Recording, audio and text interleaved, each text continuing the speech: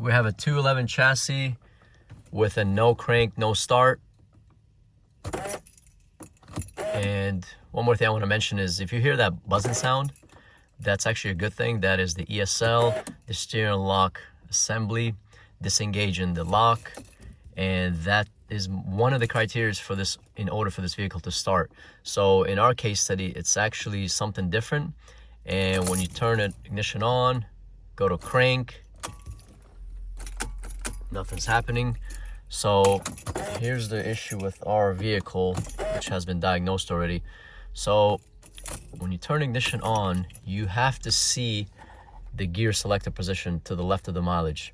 And it's supposed to read PRND, park, reverse, neutral, drive, and we are in park right now. However, the EGS, which is located under this gear selector, is not sending the CAN bus data to the gauge cluster, and that is one of the criteria in order for this vehicle to be authorized for the starter to crank.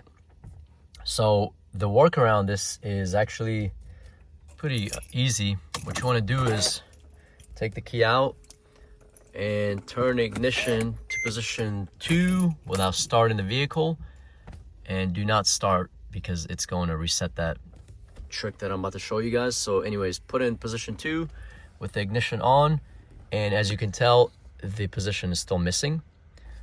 And what you want to do is wait about 3 to 5 minutes or until this position pops up here, and she'll start right up. If she doesn't, you may want to try it one more time. And that's basically going to get you to the shop so you can have the vehicle properly diagnosed and repaired.